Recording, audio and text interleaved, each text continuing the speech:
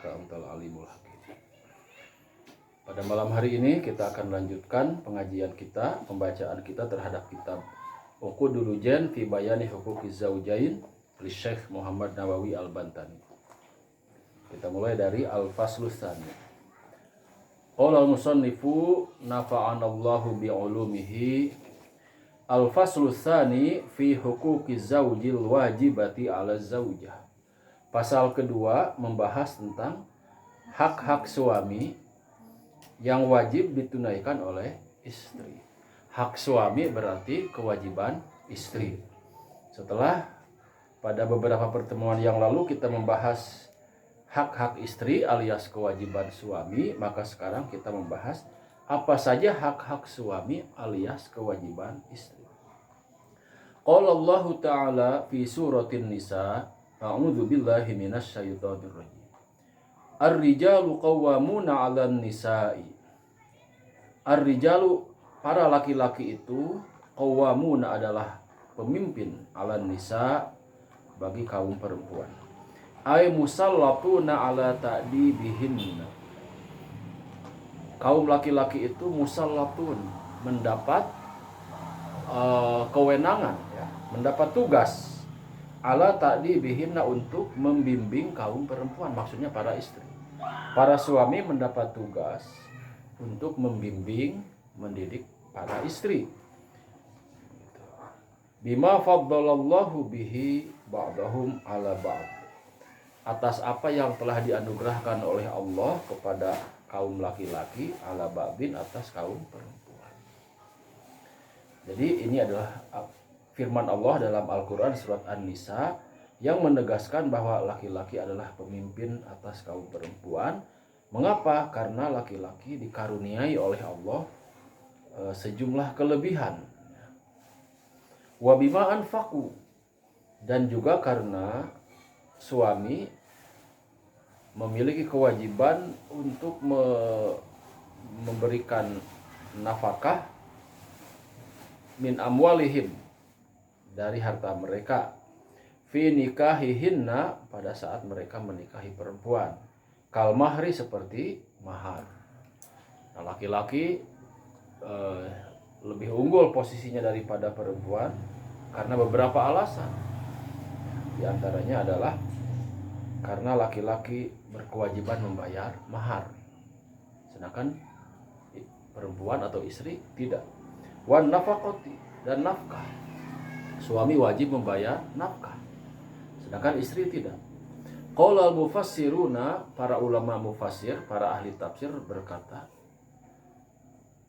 tafdilur rijali alaihinna min wujuhin katsiratin, bahwa keutamaan laki-laki atas perempuan, atau keutamaan suami, atau tingginya derajat suami atas perempuan, min, atas istri, min wujuhin katsirah, bisa ditinjau dari beberapa sudut, beberapa perspektif, haqiqiyatan wa syar'iyatan. Ada sudut pandang yang hakiki dan ada syar'i.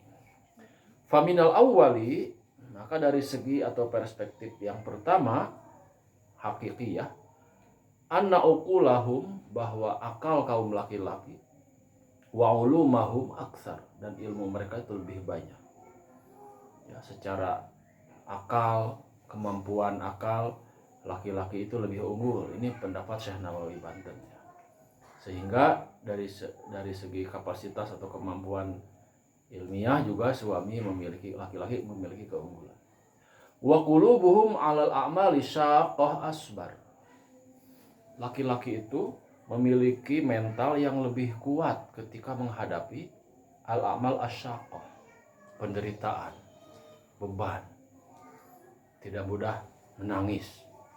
Meskipun ada laki-laki yang menangis, ya, dan itu manusia. Jadi laki-laki memiliki mental yang lebih kuat, lebih tahan banting begitu ketika menghadapi problematika kehidupan. Wa kadzalikal quwwah wal kitabah ghaliban wal farusiyah. Begitu juga kekuatan fisik, ya. Wal farusiyah, laki-laki itu, ini ukuran orang Arab zaman dahulu. Laki-laki itu bisa naik kuda atau biasa naik kuda. Wa fihim al ulama'u wal imamatu. Dari kalangan laki-laki lah sebagian besar ulama, ilmuwan. Meskipun dalam sejarah ada juga ilmuwan perempuan ada, tapi tidak sebanyak kaum laki-laki. Wal imamah al kubra was sughra. Kepemimpinan al imamah as-sughra, al imamah al kubra, kepemimpinan dalam arti yang makro, kepemimpinan politik, kepemimpinan kenegaraan. Wal imamah as-sughra, kepemimpinan dalam lingkup yang kecil, imam sholat atau pemimpin dalam keluarga. Wal jihadu, juga kewajiban berjihad itu ditujukan kepada kaum laki-laki. Wal adzanu, untuk mengumandangkan azan itu adalah kewajiban laki-laki. Wal khutbatu, menyampaikan khutbah. Wal jum'atu, imam salat Jumat atau khutbah Jumat. Wal i'tikafu, beriktikaf di masjid. Wasyahadatu fil hududi wal qisasi, menjadi saksi dalam kasus-kasus pidana, ya, tindak pidana, hudud dan qisas. Karena dalam fikih, ya, kalau kita lihat Muqarnatul Madzahib tentang kesaksian perempuan, nah di sini ada perbedaan pendapat para ulama. Untuk kasus-kasus perdata seperti masalah sengketa keuangan, utang piutang, kaum perempuan masih bisa jadi saksi. 2 orang perempuan setara dengan 1 orang laki-laki. Tapi kalau untuk kasus-kasus pidana seperti hudud dan qisas, pendapat yang mayoritas di kalangan ulama itu masih mengharuskan laki-laki saja. Wal ankihati, kesaksian dalam akad nikah itu harus laki-laki. Wa nahwiha. Wa ziyadatul miras,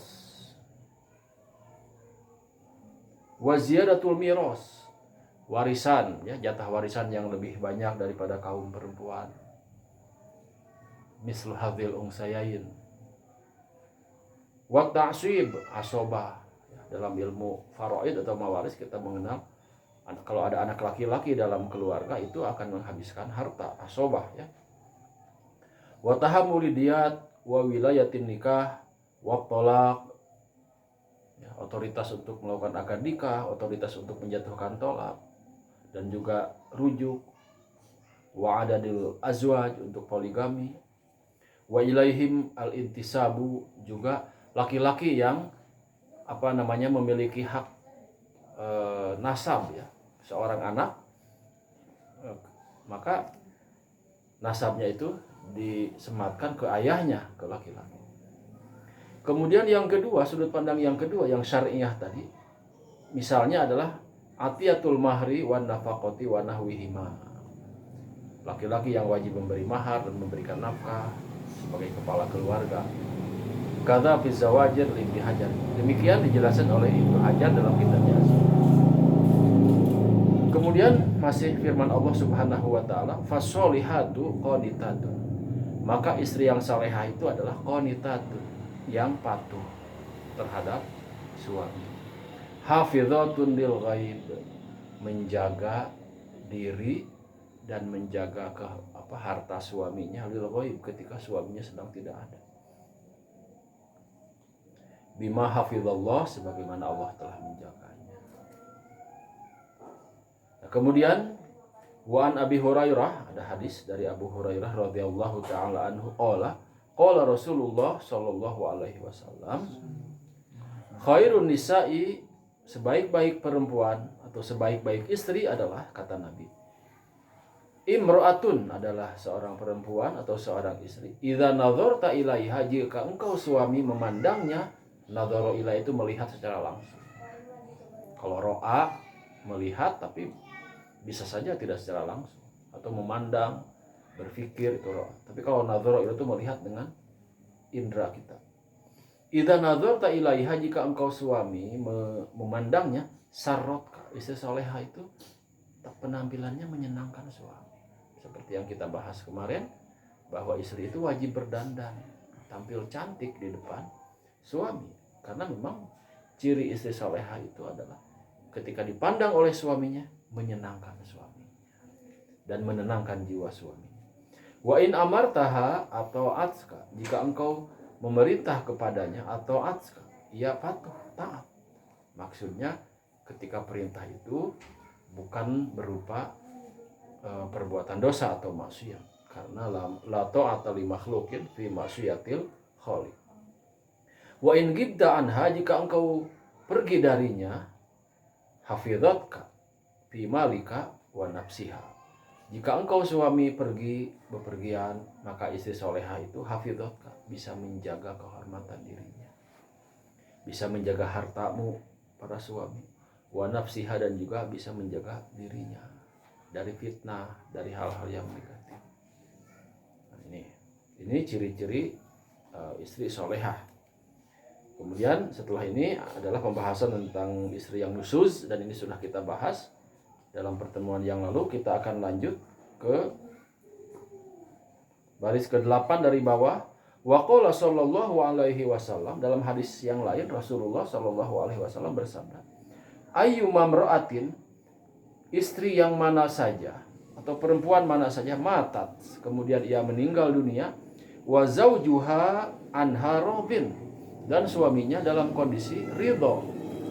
Ridho itu ikhlas melepas istrinya, dan ia bersaksi bahwa istrinya itu adalah istri yang soleh. Istri yang soleh.